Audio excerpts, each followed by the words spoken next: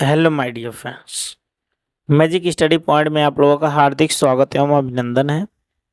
आज हम लोग प्राचीन भारत का इतिहास जिसमें पहला अध्याय पढ़ने जा रहे हैं पाषाण काल, और इससे रिलेटेड लगभग मैं आपको 100 क्वेश्चन बताऊंगा, जिसमें से 26 महत्वपूर्ण क्वेश्चन होंगे और उनका एनालिसिस भी किया जाएगा। जिसमें पहला प्रश्न है कि हड्डी की मातृ देवी मूर्ति प्राप्त हुई थी। तो हड्डी की मातृ देवी मूर्ति जो है आपका उत्तर प्रदेश के मिर्जापुर क्षेत्र में अवस्थित बेलन नदी घाटी के लोहदा नामक पुरा स्थल से हड्डी निर्मित मातृ देवी की मूर्ति उच्च पाषाण काल से प्राप्त हुई थी। तो इसका हो जाएगा सही जवाब डी, विंध्य घाटी के उच्च पूर्व पाषाण काल से। इसके बाद अगला प्रश्न है आपका, बुच्चड़ खाना क्षेत्र का साक्ष्य प्राप्त हुआ था। तो एक बात मैं आपको बता दूं कि मध्यकालीन स्थल महदहा उत्तर प्रदेश के प्रतापगढ़ जिले में अवस्थित है और बड़ी मात्रा में हड्डी एवं सिंह निर्मित उपकरण प्राप्त हुए हैं। जी.आर. शर्मा ने मेहदा में 3 क्षेत्रों का उल्लेख किया, जो झील क्षेत्र, बुच्चड़खाना, संकुल क्षेत्र एवं कब्रिस्तान निवास क्षेत्र में बांटा था। बुच्चड़खाना संकुल क्षेत्र से ही बड़ी ही हड्डी एवं सिंह निर्मित उपकरणों एवं आभूषणों बड़े पैमाने पर पाए गए थे। और इसका जो आपका सही होगा, सही जवाब जो होगा आपका मदहासी। अगला प्रश्न है हमारा, तोबा ज्वालामुखी राख सर्वप्रथम प्राप्त हुई थी। तो एक बात मैं बता दूं आपको कि तोबा ज्वालामुखी राख भारतीय उपमहाद्वीप में सर्वप्रथम मध्य सोन घाटी से प्राप्त हुई है। तोबा ज्वालामुखी विस्फोट उत्तरी सुमात्रा में हुआ था। और एक बात मैं आप लोगों को और बता दूं, इसने दक्षिणी और दक्षिणी पूर्वी एशिया के 4 करोड़ वर्ग किमी क्षेत्रों को आच्छादित किया था। तो इसका सही जवाब हो जाएगा सोन घाटी। अब हम लोग बात करेंगे, एक बात मैं आप लोगों को बता दूं कि यह LT ग्रेड एग्जाम के लिए बहुत इम्पॉर्टेंट है। और गंगा घाटी की नरहम संस्कृत संबंधित है। तो गंगा घाटी, एक बात मैं आपको बता दूं कि पूर्वी उत्तर प्रदेश में खैराडीह और नरहम में ताम्र पाषाणकालीन स्थल मिले हैं। घाघरा नदी के किनारे बसे नरहन गोरखपुर जिला के प्राचीन स्थल की खुदाई से 5 स्तरीय संस्कृति का पता चलता है। नरहन संस्कृति के रूप में प्रसिद्ध यह स्थल आरंभिक जीवन वृत्ति को दर्शाता है। और इस स्थल की खुदाई में छत को सहारा देने के लिए जमीन में खंभे का छिद्र, जले तिनकों के निशान मिले हैं। 2 क्रमिक तल्ले, चूल्हे, 2 हाथों वाली सिंगड़ी और भंडार भी पाए गए थे। तो इसका सही जवाब जो हो जाएगा आपका सी, ताम्र पाषाणिक से। अगला प्रश्न, 5वां प्रश्न, अधोलिखित संस्कृतियों में कौन पाषाण युगीन संस्कृति नहीं है। तो एक बात मैं बता दूं कि राजस्थान के बीकानेर जिले के सोथी नामक स्थल पर सोथी संस्कृति का आविर्भाव हुआ। और इस स्थल पर पाक हड़प्पा कालीन मृदमांड अवशेष खुदाई के दौरान प्राप्त हुए हैं। DP अग्रवाल, अमलानंद घोष इस संस्कृति को सिंधु सभ्यता की आरंभिक सभ्यता मानते हैं। सोहन संस्कृत, मद्रासियन संस्कृत और विंध्यन संस्कृत पाषाण युगीन संस्कृति हैं, जो पाषाण युग में विभिन्न स्तरों पर विद्यमान थी। तो इसका सही जवाब हो जाएगा आपका बी, सोथी संस्कृत, जो राजस्थान की बीकानेर जिले के सोथी नामक स्थल पर सोथी संस्कृत का आविर्भाव हुआ था। अगला प्रश्न है, महापाषाण संस्कृत संबंध है। तो महापाषाण के बारे में आपको मैं बता दूं कि सामान्यतः यह 1000 ईसा पूर्व से लेकर के 600 ईसा पूर्व के मध्य किया जाता है। लोहे का प्रारंभिक साक्ष्य जो है अंतरजी खेड़ा में देखने को मिलता है। वहीं महापाषाण संस्कृति का संबंध लौह काल से और लोहा काल का निर्धारण करता है।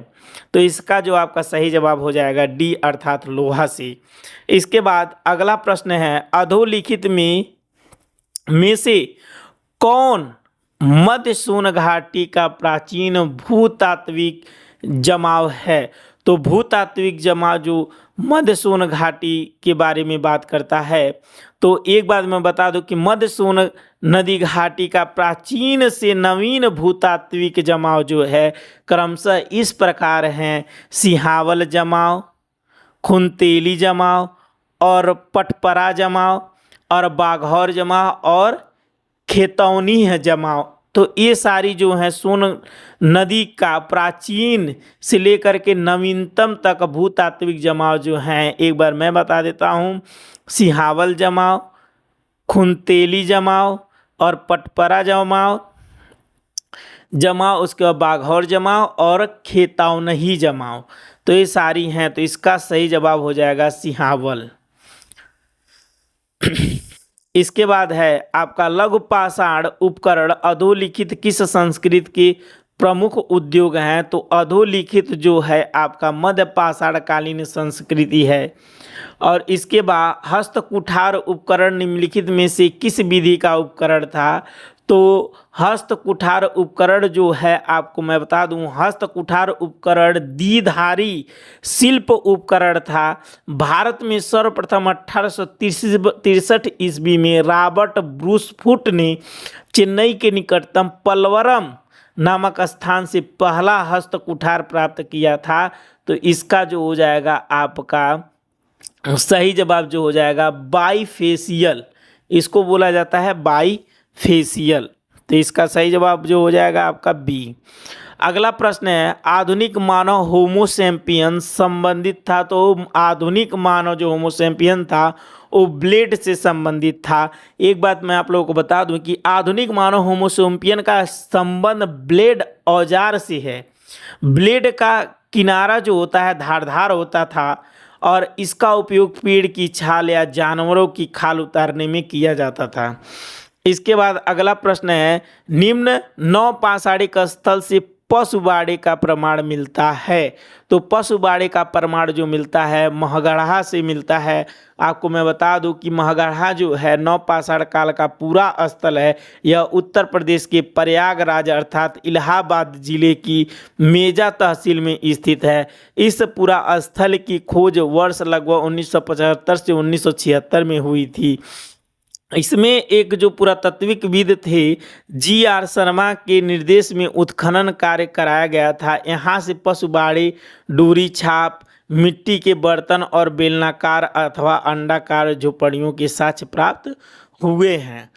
एक बात बताइए कि 30 मई 1863 को रॉबर्ट ब्रूसफुट ने मद्रास के पास स्थित पल्वरम के किस पूरा पाषाणिक परंपरा के उपकरण खोजे थे। तो एक बात मैं आपको बता दूं कि हेड एक्स क्लीवर परंपरा। तो मैं बता दूं कि भारत में पाषाण कालीन सभ्यता के अवशेष में से अगर बात करें तो प्रारंभ भूतत्व सर्वेक्षण का रॉबर्ट ब्रूसफुट ने किया था।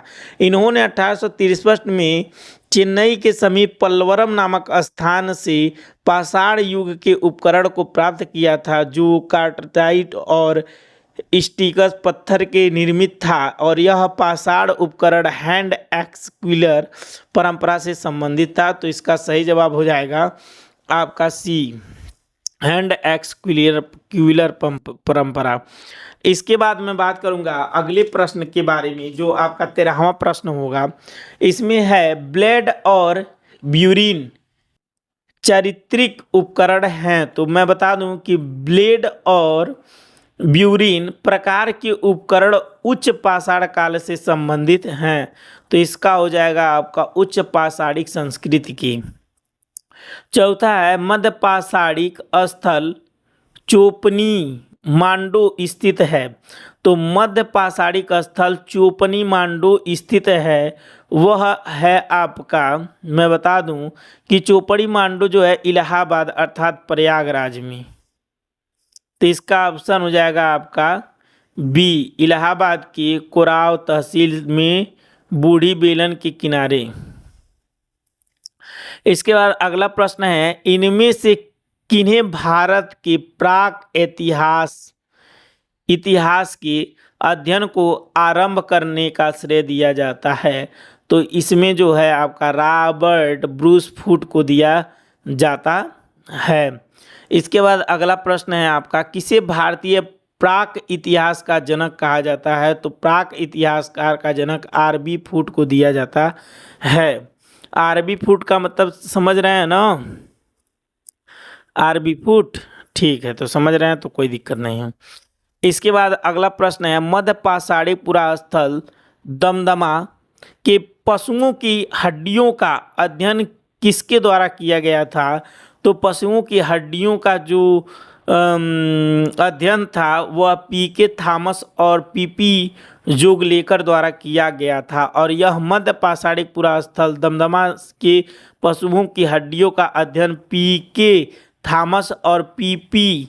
जोगलेकर द्वारा किया गया था। और इसका उत्खनन वर्ष 1982 से 1983 से लेकर के 1986 से 1987 तक इलाहाबाद विश्वविद्यालय के प्राचीन इतिहास, संस्कृत एवं पुरातत्व विभाग के आर.के. वर्मा, बी.डी. मिश्र और जे.एन. पांडे और जे.एन. पाल द्वारा किया गया था।